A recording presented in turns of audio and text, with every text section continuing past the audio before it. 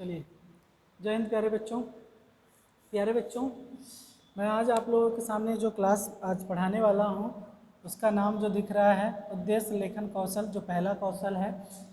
ठीक है, अब इसको व्यवहारिक रूप से सूक्ष्म शिक्षण में जब लेखन का काम होता है तो किस तरीके से किया जाता है, आज मैं आप लोगों के सामने लेखन की पूरी प्रक्रिया बताने जा रहा हूँ। ध्यानपूर्वक इसको देखिएगा। ठीक है, जैसे ये हो गया उद्देश्य लेखन कौशल फर्स्ट, यहाँ पे आप लोग फर्स्ट लिखे हुए हैं। तो यहाँ पे क्या करना है, सबसे पहले आपको जो हेडिंग डाला जाता है वो लिखा जाता है विद्यालय का नाम।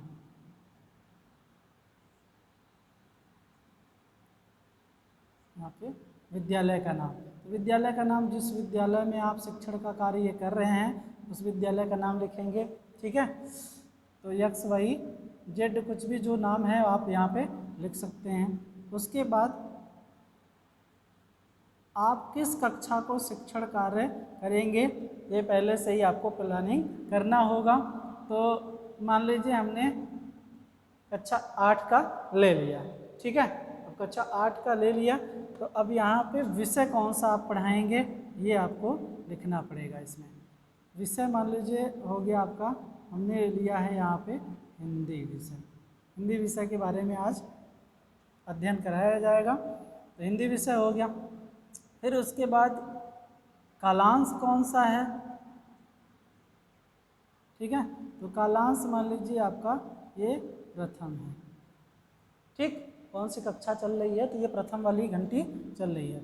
चक्र, आप कौन से सर्कल मतलब कितनी बार आप पढ़ाने आए हैं। तो अगर आप माइक्रो टीचिंग में आप प्रशिक्षण कर रहे हैं तो अगर पहली बार आते हैं तो पहला लिखा जाता है, फिर उसी को रीटीचिंग जब करने आते हैं तो उसको सेकंड लिखते हैं, फिर इसको रीटीचिंग के लिए बोला गया है तो आप तीसरा लिखते हैं। तो जितनी बार आएंगे वो सर्कल आपको यहाँ पे लिखा जाएगा। ठीक है, तो मान लीजिए अभी हम प्रथम बार इसको बता रहे हैं तो ये प्रथम यहाँ भी लिख दिए। ठीक, फिर उसके बाद टीचिंग की अवधि कितनी होगी, तो ये जो है 6 मिनट का अवधि होता है। ठीक है प्यारे बच्चों, 6 मिनट का ये टीचिंग चलेगा। और इसका दिनांक क्या है,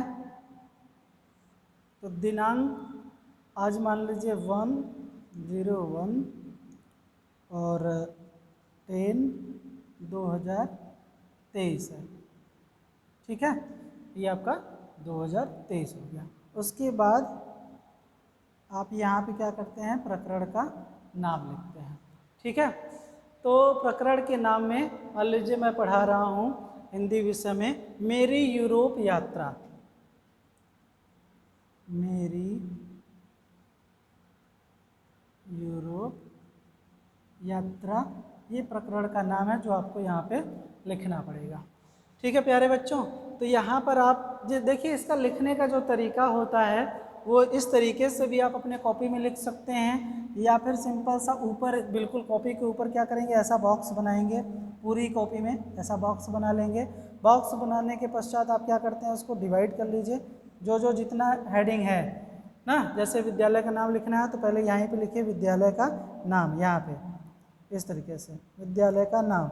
अब जो भी है एक्स वाई जेड ऐसे लिख दीजिए। फिर उसके बाद कक्षा यहाँ कर दीजिए कक्षा, फिर उसके बाद यहाँ लिखिए 8 ना, फिर उसके बाद विषय। इस तरीके से भी आप क्या कर सकते हैं, बना सकते हैं, कॉपी पे लिख सकते हैं। ठीक है, आपको जिस तरीके से इस तरीके से का सूटेबल है तो इस तरीके से लिखिए, नहीं तो इस तरीके से बॉक्स बना के आप लिखना चाहते हैं तो इस तरीके से लिखेंगे। अगर प्यारे बच्चों बोर्ड पे आप लिख रहे हैं तो ये ध्यान रखिएगा अपने बिल्कुल राइट साइड ही इसको लिखिएगा और बाकी का इस साइड अपना बोर्ड छोड़िएगा, क्योंकि जब भी हमको ब्लैक बोर्डिंग करना होगा या कोई शिक्षण कार्य के दौरान कुछ महत्वपूर्ण बातें अगर बतानी है तो ताकि हम इस पर क्या कर सकें, उसको लिख सकें। ये तो शिक्षण के दौरान ब्लैक बोर्ड के लिए है, लेकिन कॉपी पे जब लिखना है तो इस तरीके से या इस तरीके से आप क्या कर सकते हैं, लिख सकते हैं। उसके बाद जो दूसरा हेडिंग है वो दूसरा हेडिंग है आपका ये शिक्षण कौशल के घटक। घटक कौन से हैं, तो ये मुख्यतः 6 घटक दिया हुआ है। 6 घटक में पहला है उद्देश्यों को विषय वस्तु के अनुकूल बनाना, दूसरा है उद्देश्यों को छात्रों के लिए व्यवहारिक बनाना। ठीक है, फिर तीसरा है व्यवहार के लिए उपयुक्त परिस्थिति का विवरण देना, चौथा है उद्देश्यों को निरीक्षण योग्य व्यवहार के रूप में अभिव्यक्त करना। ठीक है प्यारे बच्चों। और पांचवा है व्यवहारिक उद्देश्यों का न्यूनतम स्तर निर्धारित करना। छठा है उद्देश्यों में स्पष्टता, वस्तुनिष्ठता एवं संबंधता होना।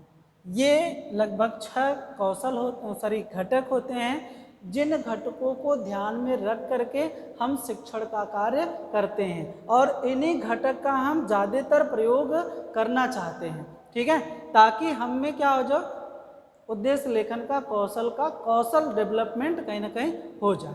तो ये बातों का हमें ध्यान में रख करके क्या करना है, शिक्षण कार्य करना है। पिछले क्लास में मैंने इसका पूरा डिटेलिंग बता दिया था, मैं इसको अब इसके बाद इसका डिटेलिंग आप वहाँ से देख लीजिएगा। ठीक है, अब मैं इसके बाद जो दूसरा बताने जा रहा हूँ आप लोगों को, नेक्स्ट हेडिंग जो है कॉपी पे लिखेंगे। ये पहले पूरा बोर्ड में साफ कर दे रहा हूँ। ठीक, अब उसके बाद जो हेडिंग है आपका वो है सहायक सामग्री। कौन कौन सी सहायक सामग्री लगेगी, दूसरे के बाद तीसरी हेडिंग है आपकी सहायक सामग्री। ठीक है, सहायक सामग्री के रूप में अगर आप देखेंगे प्यारे बच्चों, तो बहुत सारे बच्चों को मैं देखता हूँ कि सहायक सामग्री के रूप में ब्लैक बोर्ड, मार्कर, डस्टर, चाक, ये सारी चीज़ें लिख देते हैं। ये ध्यान रखिएगा कि आपका कक्ष या क्लासरूम तभी कहलाता है जब उसमें क्या हो, बोर्ड हो, मार्कर हो, डस्टर हो, तभी ना कक्ष कहलाएगा। और नहीं तो एक सामान्य स्वरूप में अगर टेबल ऐसे लगा दिया जाए, कुर्सी चेयर टेबल ऐसे लगा दिया जाए और इसको हटा दिया जाए, मार्कर को हटा दिया, डस्टर को, तो क्या वो क्लासरूम कहलाएगा? नहीं, सिर्फ एक रूम रहेगा जिसमें कुर्सी उर्सी रखा हुआ है। तो क्लासरूम तभी कहलाता है जिसमें बोर्ड होता है। तो ये तो महत्वपूर्ण होते ही। तो सहायक सामग्री मतलब ये कह सकते हैं कि इस पाठ से संबंधित जिसकी सहायता से आप क्या कर रहे हैं, उस पाठ को गति प्रदान कर रहे हैं या पाठ को समझाने का प्रयास करते हैं, उस सामग्री का नाम यहाँ पे आप लिखेंगे। ठीक है, चाहे आप चित्र बना के लाए हों या फिर आप मानचित्र लेके आए हों, ग्लोब लेके आए हों, क्योंकि यात्रा है, यूरोप की यात्रा है मान लीजिए ना, तो उसको दिखाने के लिए आप मानचित्र ला सकते हैं, ग्लोब ला सकते हैं, और भी बहुत सारी सामग्रियों का निर्माण करके ला सकते हैं। तो उन सारी चीज़ों को हम सहायक सामग्री के रूप में लिखेंगे यहाँ पर। तो जैसा चैप्टर रहेगा, जैसे हम सहायक सामग्री की सहायता से पाठ को गति प्रदान करेंगे या समझाने का प्रयास करेंगे, उन्हीं चीज़ों को लिखना है, मार्कर डस्टर को नहीं लिखना है। चौथी चीज पूर्व ज्ञान, ये हेडिंग है, उसके बाद पूर्व ज्ञान। ठीक है, तो प्यारे बच्चों पूर्व ज्ञान में लिखा जाता है कि छात्र मेरी यूरोप यात्रा के बारे में सामान्य जानकारी रखता है। इसके पहले मान लीजिए उसने कहीं से सुना है, पढ़ा है, जाना है कि एक पाठ ऐसा भी है जिसका नाम है मेरी यूरोप यात्रा। तो ये यहाँ पे लिखा जाता है कि छात्र मेरी यूरोप यात्रा के विषय में सामान्य जानकारी रखता है। ठीक है, ये यहाँ पर लिखा जाएगा। ठीक है प्यारे बच्चों, अब उसके पश्चात जो हेडिंग लिखी जाती है, पांचवा पॉइंट, वो होता है सामान्य उद्देश्य। क्या लिखते हैं? सामान्य उद्देश्य। ठीक है प्यारे बच्चों, तो ये ध्यान रखिएगा कि अब सामान्य उद्देश्य जो लिखे जाते हैं वो किससे संबंधित होते हैं? तो वो विषय से संबंधित होते हैं। अब हम जिस विषय के बारे में आपको अध्ययन करा रहे हैं, विषय कौन सा था? हिंदी था ना। तो हिंदी के बारे में अब आपको सामान्य से जानकारी देना, या तो अब यहाँ जो बनेगा आपका उद्देश्य वो कैसा बनेगा? वो हिंदी विषय से संबंधित बनेगा प्यारे बच्चों। ठीक है, तो अब यहाँ से आपको लिखने के रूप में जब लिखेंगे तो लिखेंगे क्या? छात्र को, पहला मान लीजिए है, तो छात्र को हिंदी विषय में रुचि उत्पन्न कराना। टीचर का काम क्या होता है भाई, उस विषय में उसको रुचि उत्पन्न कराना जिस विषय को वो पढ़ा रहा है। ठीक है। दूसरा मान लीजिए छात्र को हिंदी विषय में तर्क शक्ति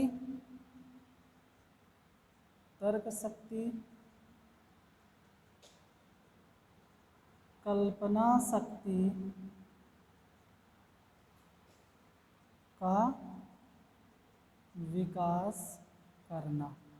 ठीक है, उस विषय में क्या करेगा, तर्क शक्ति और कल्पना शक्ति का विकास करेगा। ठीक है। उसके बाद तीसरा, छात्र को हिंदी विषय में, लिख दें, हिंदी विषय में निरीक्षण व मूल्यांकन की क्षमता का विकास करना। ठीक है, ये भी डेवलपमेंट कराएंगे।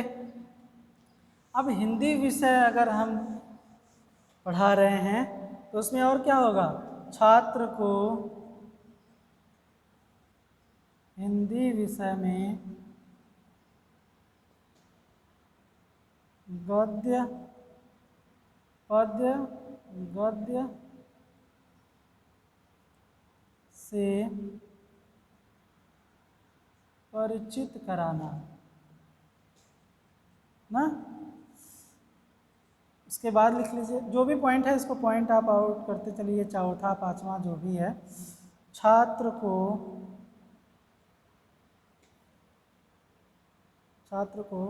हिंदी विषय में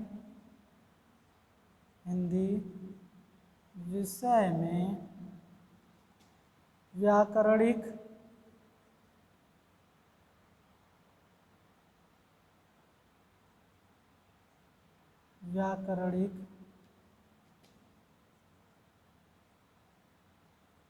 या व्याकरण, ऐसे लिखिए, व्याकरण शुद्धता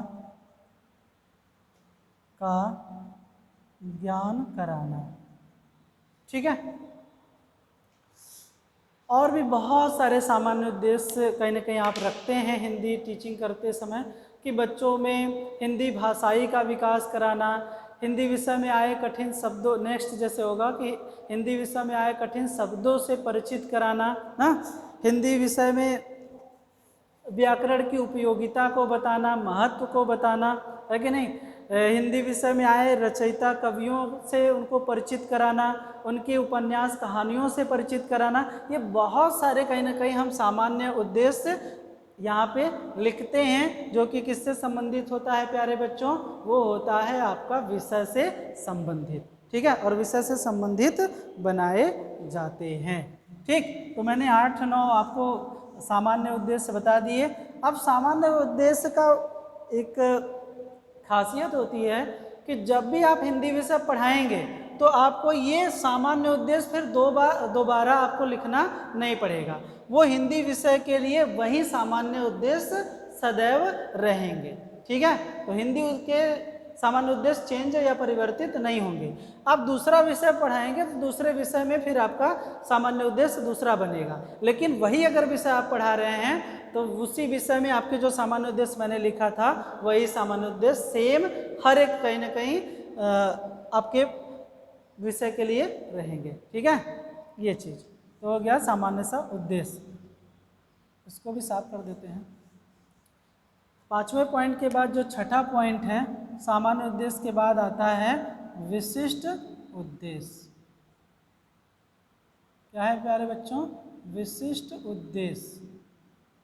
ठीक है, तो विशिष्ट उद्देश्य का निर्धारण करने के लिए इसमें 3 प्रकार के उद्देश्य होते हैं। कितने प्रकार के होते हैं, तो 3 प्रकार का। पहला जो होता है ज्ञानात्मक उद्देश्य। ठीक है, अब एक एक बताते चलते हैं। ज्ञानात्मक उद्देश्य, देखिए ज्ञानात्मक उद्देश्य जो होता है वो बच्चों को मेमोरी लेवल को कह सकते हैं, अब इसको लिखने के लिए देखिए, मैं लिखने का तरीका क्योंकि बता रहा हूँ, तो ऐसे हेडिंग डालेंगे और लिखने के लिए क्या करेंगे, इस तरीके का पहले बॉक्स बनाएंगे। ठीक है, यहाँ पे ये आपका बॉक्स बनेगा ना। जब ये बॉक्स बनेगा तो इसमें लिखा जाएगा, पहला जो इसमें रहेगा वो लिखा जाएगा उद्देश्य क्या है, उद्देश्य। ठीक, ये इस तरीके का पूरा बॉक्स बनेगा। मार्कर थोड़ा हल्का चल रहा है, ये हो गया। यहाँ पे उद्देश्य पहला मान लीजिए हमने लिखा ज्ञानात्मक उद्देश्य। ठीक है प्यारे बच्चों, और इसमें रहेगा व्यवहार परिवर्तन। हमको जिस उद्देश्य का प्रयोग करेंगे तो बच्चों में क्या व्यवहार परिवर्तन होगा या कराएंगे। ठीक है, ये यहाँ पे लिखा जाएगा व्यवहार परिवर्तन। और यहाँ पे क्या लिखेंगे, घटक, कंपोनेंट्स, कौन कौन से घटक का हमने प्रयोग किया यहाँ पर। ठीक, व्यवहार परिवर्तन कराने के लिए। तो यहाँ पर मान लीजिए बच्चों, मेरा जो टॉपिक था, वो टॉपिक मैं लेके आया था मेरी यूरोप यात्रा ना।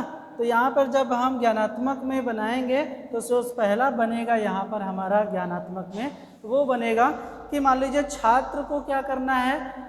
ये किसके द्वारा लिखा गया है, डॉक्टर राजेंद्र प्रसाद के द्वारा लिखा गया है। तो हम लिखेंगे छात्र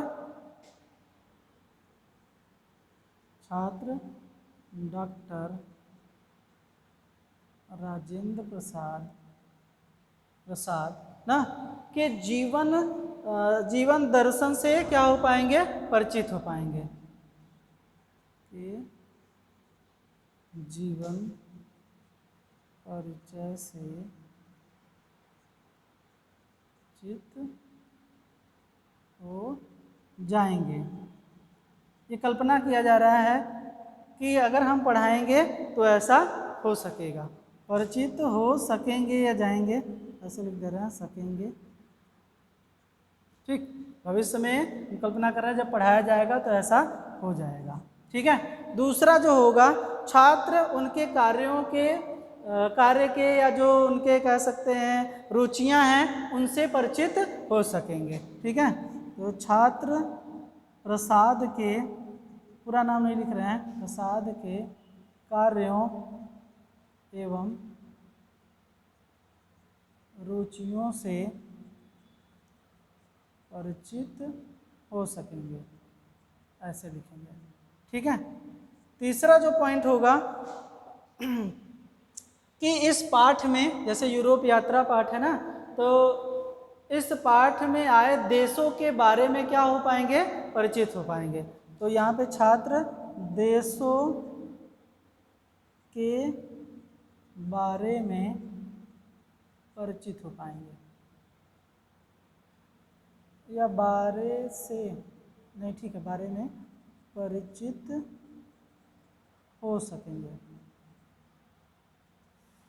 एक और बनाना चाहते हैं तो जैसे ये बना लीजिएगा कि छात्र जो है देशों को परिभाषित कर सकेंगे। ठीक है, या फिर जो विभिन्न देशों में जो पिरामिड की संरचना है उससे परिचित हो सकेंगे ना, आए नए शब्दों से परिचित हो सकेंगे, क्योंकि देखिए विभिन्न देशों में विभिन्न प्रकार की बोली है, भाषाएं हैं, तो उससे भी क्या हो सकेंगे, छात्र परिचित हो सकेंगे। तो ऐसे कई आप क्या कर सकते हैं, ज्ञानात्मक उद्देश्य बना सकते हैं। जो ब्लूम की टेक्सोनॉमी बताए थे ना आप लोगों को, जहाँ से क्रिया सूचक तत्वों का प्रयोग करके ही हम क्या कर रहे हैं, यहाँ पर बच्चे के अंदर ये अपेक्षा कर रहे हैं कि पढ़ाने के पश्चात उनमें ये व्यवहार परिवर्तन हो जाएगा। तो इस प्रकार से आपको क्या करना है, यहाँ पर इसका लेखन का कार्य करना है। ठीक है, तो 5-6 हमने बताया, आप इस तरीके से लिख सकते हैं। उसके बाद देखिए यहीं पे अब उद्देश्य जो हो जाएगा, पहले के बाद दूसरा क्या हो जाएगा, दूसरा उद्देश्य हो जाएगा जिसका नाम है बोधात्मक उद्देश्य। बोधात्मक उद्देश्य प्यारे बच्चों। ठीक है, बोधात्मक उद्देश्य में देखिए जैसे मैंने ब्लूम की टेक्सोनॉमी या इनके अनुसार, मेगर के अनुसार बताया था क्रिया सूचक में, तो उसके आधार पे भी क्या सारी चीज़ें हैं वो यहाँ पे व्यवहार परिवर्तित कर सकते हैं। जैसे पहला मान लीजिए है कि डॉक्टर प्रसाद के सादा जीवन उच्च विचार से क्या हो पाएंगे, विचारों का गहराई से अनुभव कर सकेंगे। यहाँ पे पहला अगर व्यवहार परिवर्तन होगा तो डॉक्टर प्रसाद के जीवन से सादा जीवन उच्च विचार को गहराई से अनुभव कर सकेंगे। ठीक है। दूसरी चीज कि कह सकते हैं कि डॉक्टर प्रसाद द्वारा जो विभिन्न देशों का अध्ययन किया गया था, तो दो देशों से संबंधित संस्कृति और सभ्यता में अंतर स्पष्ट कर सकेंगे। ठीक है। देशी एवं विदेशी सभ्यता, संस्कृति भी जोड़ सकते हैं, में अंतर कर सकेंगे। ठीक है। और कह सकते हैं कि यहाँ पर जो, क्योंकि अगर दूसरे देशों में जाते हैं तो आप समुद्री मार्गों का सहारा लेते हैं या फिर और भी साधनों का सहारा ले सकते हैं, तो ये भी जान सकते हैं कि उनमें जाने में, एक देश से दूसरे जाने में कठिनाइयों को भी आप जान सकेंगे। ठीक है। तो यहाँ पे दूसरा अगर बनाना हो तो कह सकते हैं एक देश से दूसरे देश में जाने में कठिनाइयों को जान सकेंगे बच्चा, ये व्यवहार परिवर्तन हो जाएगा ना। फिर और भी कह सकते हैं कि जो उन देशों में हमारे देश का जो स्वाभिमान है उसको भी जान सकेंगे, ये भी तो पता कर सकते हैं बच्चे, व्यवहार परिवर्तन होगा। फिर उसके पश्चात जैसे है कि ये भी कह सकते हैं कि यहाँ के राजाओं का जो स्वाभिमान है या यहाँ के नागरिकों का जो स्वाभिमान है विदेशों में, उसको भी जान सकते हैं, है कि नहीं। कि कभी कभी होता क्या है कि हम अपने यहाँ कहते हैं कि हमारा विदेशों में बड़ा नाम है ना, लेकिन वहाँ जाने के पश्चात पता चलता है कि विदेशों में हमारे देश को बहुत लोग जानते ही नहीं है, या हमारे देश को उतनी उपलब्धि, उतनी पहचान नहीं मिली है जितना मिलना चाहिए। तो ये क्या कर सकेंगे बच्चे, जान सकेंगे। ये कहाँ पर होगा, बोधात्मक में कहीं ना कहीं ऐसे प्रश्नों का निर्माण किया जाएगा, लिखा जाएगा। ठीक है। ये हो गया। यहाँ पे 3 उद्देश्य हम कहीं ना कहीं बनाते हैं। 2 उद्देश्य तो मैंने आप लोगों के सामने रखे। तीसरा जो उद्देश्य है वो होता है क्रियात्मक उद्देश्य। ठीक है प्यारे बच्चों, क्रिया का मतलब होता है उसको प्रयोग करना। ठीक है, या करना सिर्फ कह सकते हैं। तो अब यहाँ पे ऐसे व्यवहार जो करेगा, ठीक है, तो छात्र में देसी वस्तुओं के प्रयोग की ओर क्या होंगे, प्रेरित होंगे। ठीक है, ये व्यवहार परिवर्तन होगा बच्चों में। विदेशी वस्तुओं के बारे में जब परिचित हो जाते हैं, जान जाते हैं कि मान लीजिए मैं एक उदाहरण दूं, कहूँ कि बच्चे गए वहाँ विदेश में, या विदेश में बताया गया बच्चों को, यहाँ माध्यम से मेरी यूरोप यात्रा के माध्यम से बताया गया कि जो मैगी नूडल्स खाते हैं वो सड़ा गला करके बनता है, जो पेट में हमारे पाचन क्रिया सही ढंग से नहीं हो पाती, कई दिनों तक वो ऐसे ही पड़ा रहता है, गलता नहीं है। तो बच्चे परिचित हो जाएंगे कि नहीं, ये सब जो नूडल, पिज्ज़ा, बर्गर, ये सब सारी चीज़ें होती हैं वो बड़ा नुकसानदायक होता है। हमारे यहाँ के भोजन जो होते हैं अच्छे होते हैं, आप सालों तक खाते हैं, कभी आप उगते नहीं हैं ना, लेकिन ये सब पिज्ज़ा बर्गर अगर 10 दिन खाएंगे तो आप उग जाएंगे। तो ऐसी चीज़ें उन्होंने देखा, तो अब क्या करेंगे, प्रयोग कर सकेंगे कि देसी जो वस्तुएं हैं उसका प्रयोग में रुचि करेंगे, या कह सकते हैं कि प्रेरित होंगे। देसी वस्तुओं के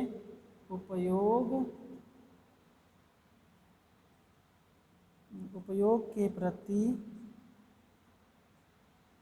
प्रेरित होंगे।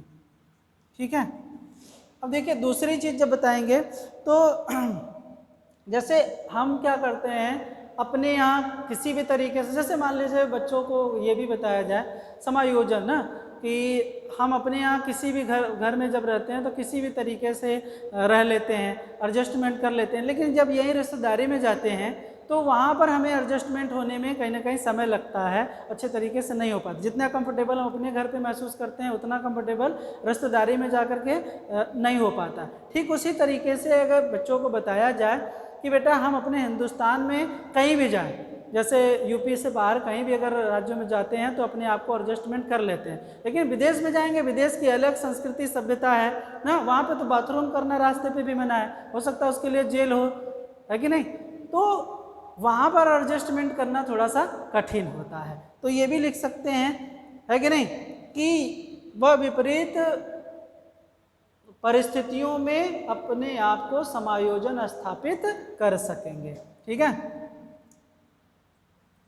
विपरीत परिस्थितियों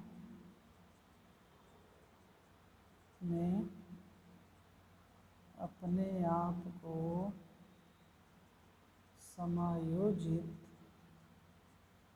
कर सकेंगे। ठीक है प्यारे बच्चों, फिर उसके बाद है जैसे डॉक्टर राजेंद्र प्रसाद हैं, इनके आदर्शों का अनुकरण कर सकेंगे। मतलब होता है ना, बच्चे जो होते हैं वो जो अपने को आइडियल रखते हैं, आइडियल मानते हैं, उन्हीं का अनुसरण ज़्यादातर करते हैं। बहुत सारे बच्चे देखे होंगे तो हीरो से प्रेरित होते हैं ना, तो वो बालों का, अपने ड्रेस का पूरा उसी तरीके से काया अपने आप को परिवर्तित कर लेते हैं ना। बहुत सारी लड़कियां जो होती हैं अभिनेत्रियों से अभी प्रेरित होती हैं, उसी तरीके का कपड़े का पहनावा, हेयर स्टाइल, सारी चीज़ें, मेकअप वेकअप सब उसी प्रकार का होता है।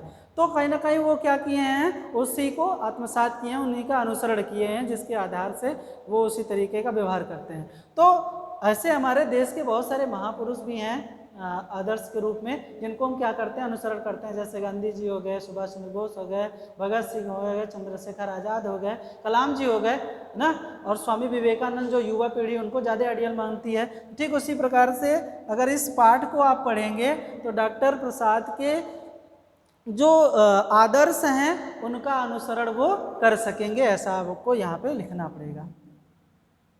डॉक्टर प्रसाद के आदर्शों का अनुकरण कर सकेंगे। ठीक है प्यारे बच्चों, तो ऐसे इसमें भी क्या करना है, मतलब क्रिया से संबंधित होगा, जो बच्चा क्या करेगा, करेगा, करके उससे अपने व्यवहार में परिवर्तन करेगा यहाँ पर। ठीक है, और भी बहुत सारी चीज़ें आप यहाँ पे लिख सकते हैं उससे रिलेटेड। तो ये आपका पूरा का पूरा यहाँ पे क्या होगा, ये जहाँ पर तीसरा खत्म होता है ये बॉक्स आपका कंप्लीट हो जाएगा। ठीक, अब उसके बाद क्या लिखा जाता है, ये तो छठा हेडिंग था ना। उसके बाद सातवां देखिए, ये बॉक्स ऐसे बंद हो जाएगा ना, बंद करके उसके बाद दूसरा जो हेडिंग रहेगा, छठा के बाद सातवां है ना हेडिंग, सातवां जो हेडिंग है वो होता है उद्देश्य लेखन कौशल, उद्देश्य लेखन कौशल के घटक एवं निरीक्षण तालिका। ठीक है प्यारे बच्चों, ये आपका घटक की निरीक्षण तालिका बनेगी। अब इसमें भी क्या करना पड़ेगा आपको, इस तरीके का बॉक्स यहाँ पर निर्माण, ये मार्कर थोड़ा सा हल्का चल रहा है ये सब,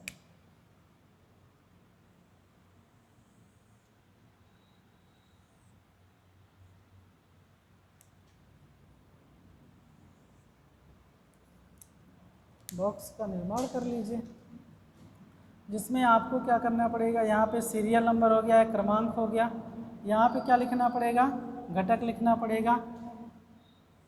अब उसके पश्चात क्या करना है आपको, इसी में हमने बताया था टैली चिन्ह या फिर रेटिंग स्केल का निर्माण कर लीजिए। ठीक है, रेटिंग स्केल में भी हमने बताया था कि प्यारे बच्चों इसमें भी क्या एक बनेगा, दो कॉलम बनेगा, एक तो होगा न्यूनतम का और दूसरा कॉलम बनेगा अधिकतम का।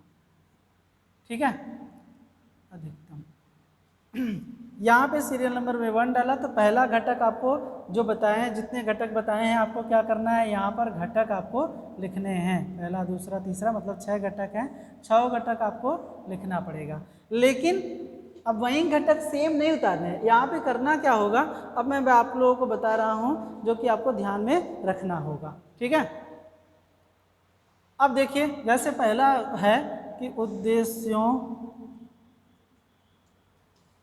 को विषय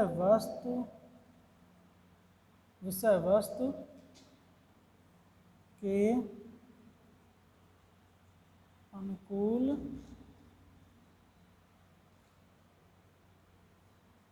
अब लिखना पड़ेगा, बनाना होगा। ठीक है, इसका मतलब ये है कि अब यहाँ पे सेंटेंस में क्या होगा, ये देखिए होगा जुड़ा हुआ है। अब आप जब प्रयोग कर रहे हैं तो आपको यहाँ पे करना पड़ेगा। जब आप व्यवहार जो करेंगे कक्ष में 6 मिनट के टीचिंग के दौरान, ठीक है, तब उसी के आधार पे इसके ठीक सामने जितने 6 घटक है ना, 6 घटक को यहाँ पे लिखेंगे और उसके ठीक सामने क्या लिखेंगे, 0 1 2 3 4 5 6 7, हाईएस्ट में 4 से लेकर 7 और इसमें न्यूनतम में 0 से लेकर के 3। अगर आप इसको इस घटक का जितनी बार आप प्रयोग करेंगे 6 मिनट के दौरान में, उतना ज़्यादा स्किल डेवलपमेंट होगा किसका, उद्देश्य लेखन कौशल का। तो वहाँ पे जो निरीक्षण करता होगा वही ये देखेगा रेटिंग स्केल में कि आपने इस घटक का, पहला जो घटक है उस घटक का आपने कितना बार प्रयोग किया या कितना कुशलतम तरीके से उसकी प्रस्तुतिकरण आपने किया। आप जितनी बार करेंगे उतनी बार वो क्या करेगा, यहाँ पे अगर मान लीजिए आपने 2 बार प्रयोग किया तो 2 को क्या कर देगा, 6 मिनट के दौरान आपने अगर 2 ही बार प्रयोग किया है तो 2 को क्या करेगा, गोला कर देगा, यहाँ पर टीचर करेगा। ठीक है, निरीक्षण करता जिसको हम लोग बोलते हैं। अब मान लीजिए दूसरा है कि उद्देश्यों को छात्रों के लिए व्यवहार परक बनाना होगा। आपको क्या लिखना पड़ेगा, होगा यहाँ पे जिस तरीके से दूसरा है ना, तो आपको यहाँ लिख दिया। तो अब मान लीजिए ऐसा नहीं बनाया गया क्लास के 6 मिनट में, तो ये भी लिखेंगे इसके सामने ना, 3 4 5 6 7। अगर आपने इसका प्रयोग नहीं किया तो यहाँ पे 0 लग जाएगा। अगर आपने इसका अधिकतम बार मान लीजिए प्रयोग कर रहे हैं, 4 से 5 बार कर रहे हैं, तो 4 से 5 वाले में या 5 बार किया है तो 5 पे सर्कल लग जाएगा कि अधिकतम आपने इसका प्रयोग किया है, तो अच्छा है। अगर न्यूनतम में है तो थोड़ा सा कम है, और प्रयास करना होगा और स्किल डेवलपमेंट करना आपको है, उस घटक का ज़्यादातर प्रयोग करना है। ठीक है, तो इस तरीके से क्या होता है, पूरा रेटिंग स्केल आपका निर्धारण करना होता है। तो 6 आप क्या करेंगे, घटक यहाँ पे लिखेंगे। तो लास्ट में जो घटक लिखे हैं जब मैंने बताया उस लास्ट में क्या हो जाएगा, होगा होगा होगा, लास्ट में आपको जोड़ना पड़ेगा। जैसे 6वां है ना कि उद्देश्यों में स्पष्टता, वस्तुनिष्ठता एवं संबद्धता ना होना, तो यहाँ पे होगा कि संबद्धता का होना। ठीक है, तब ये सारी चीज़ जाकर के कंप्लीट होंगी, उस अनुसार से वो रेटिंग स्केल लगाया जाएगा। तो ये जाकर के पूरा का पूरा प्यारे बच्चों क्या होता है, बॉक्स कंप्लीट होता है ना, घटक एवं निरीक्षण तालिका। जब ये कंप्लीट हो जाएगा तो उसी बॉक्स के नीचे लिखा जाता है यहाँ पर दिनांक, क्या लिखा जाएगा, दिनांक, और इसके इस साइड लिखा जाता है पर्यवेक्षक हस्ताक्षर। ठीक है, अब यहाँ पे टीचर क्या करेगा, अपना साइन करेगा रेटिंग स्केल दे करके वहीं पे आपको। तो इस तरीके से लगभग 7 पॉइंट में आपको क्या करना है, व्यवहारिक उद्देश्य लेखन को क्या करना है, कॉपी पे लेखन कार्य करना है। तो ये जो 7 पॉइंट में मैंने बताया, इस तरीके से अगर आप बनाते हैं तब जाकर के आपका पूरा सूक्ष्म शिक्षण का ये प्लानिंग कंप्लीट हो पाता है। ठीक है प्यारे बच्चों, तो इस तरीके से आपको करना है। मैं और भी विषय का आपके सामने क्लास लूँगा, जिसमें मैंने पहले हिंदी पढ़ाया, हिंदी में व्याकरण भी आप पढ़ा सकते हैं, जैसे संज्ञा हो गया, सर्वनाम हो गया, ऐसे आप साइंस का, मैथ का, सब विषयों का बना सकते हैं, पढ़ा सकते हैं यहाँ पर। तो आपको एक ही उद्देश्य लेखन कौशल में आप कई विषय का, जैसे सभी बच्चे अलग अलग विषय के होते हैं तो अलग अलग, तो 2-4 विषय का मैं आपको क्लास लेकर के बता दूंगा कि कैसे इसका लेखन होगा। ठीक है प्यारे बच्चों, तो आई होप आप लोगों को समझ में आया होगा, और जहाँ नहीं समझ में आया होगा तो आप कमेंट बॉक्स में आकर के कमेंट करके पूछ सकते हैं कि सर जी ये पॉइंट नहीं समझ में आया, उसको समझा दीजिए, तो वो मैं आप लोगों को समझाने का प्रयास करूँगा। ठीक है, तो इसको प्रयास करिएगा अच्छे तरीके से समझने का और अपने कॉपी पे बनाने का, क्योंकि एक बार आप बना लेंगे, प्रैक्टिस करेंगे, जितना बार प्रैक्टिस करेंगे उतना आपके लिए आसानी हो जाएगा। चलो, धन्यवाद।